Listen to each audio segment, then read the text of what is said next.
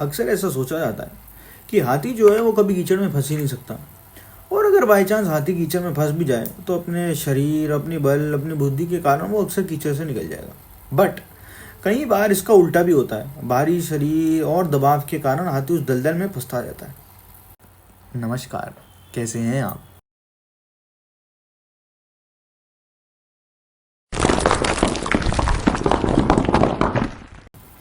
जी हाँ दोस्तों, यही एक दिक्कत है जो वर्ल्ड की काफ़ी बड़ी इकोनॉमी यूएस से अभी सफ़र कर रही है। दिक्कत क्या हुई है कि डोनाल्ड ट्रंप जी ने आने के बाद से काफ़ी सारे देशों के साथ, बॉर्डर्स के साथ, यूनियंस के साथ कुछ ऐसे संबंध बनाने के लिए, संबंध कम करने के लिए कुछ भी करके कुछ टेक्निक्स या कुछ पॉलिसीज़ लगाने की एक कोशिश करी है। बट वो पॉलिसीज़ जब साल में, कुछ महीनों में या कुछ दिन में अडेप्ट हो तो अच्छी लगती है। बट अगर आप 10-15 दिन, 20 दिन, एक महीने के इंटरवल में A to Z सब कुछ बदलने की कोशिश में करेंगे तो आप एक दलदल में फंसते जाएंगे।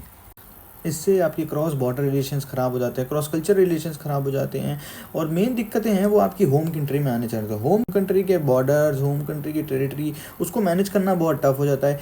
ऐसे केसेस में थ्रेट्स के केसेस बढ़ जाते हैं, हॉस्टेजेस, किलिंग, मर्डर्स, कंट्री के with in attack, border attack, जो दूसरी कंट्रीज़ के लोग वहाँ पे रह रहे हैं उनकी तरफ से प्रदर्शन, ये सब के चांसेस भी बहुत बढ़ जाते हैं।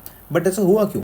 क्योंकि दिक्कत ये हुई थी कि ये नए नए प्रेसिडेंट साहब जो हमारे थे वो बाकी सबके लिए देवदूत बने घूम रहे थे।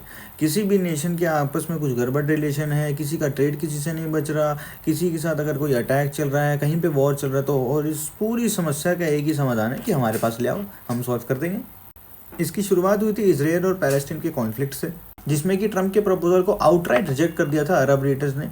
मेक्सिको के साथ टैरिफ्स बढ़ाना, बॉर्डर और स्ट्रिंजेंट कर देना, क्योंकि ट्रंप का ही मानना है कि यूएस में जो ड्रग पेडलिंग चल रही है या काफ़ी ड्रग रिलेटेड केस हैं वो मेक्सिको की मेजॉरिटी से आते हैं। ऐसी एडवर्स सिचुएशंस में यूक्रेन के साथ एक मिनरल रिलेटेड डील करना, जो डील क्लोज होनी थी बट फिर उनके प्रेसिडेंट को व्हाइट हाउस में बुलाना, उसमें थोड़ी नोक झोंक, थोड़ी दबक, और एट दी एंड वो डील कैंसिल हो गई। अभी उस पर कोई अपडेट नहीं है।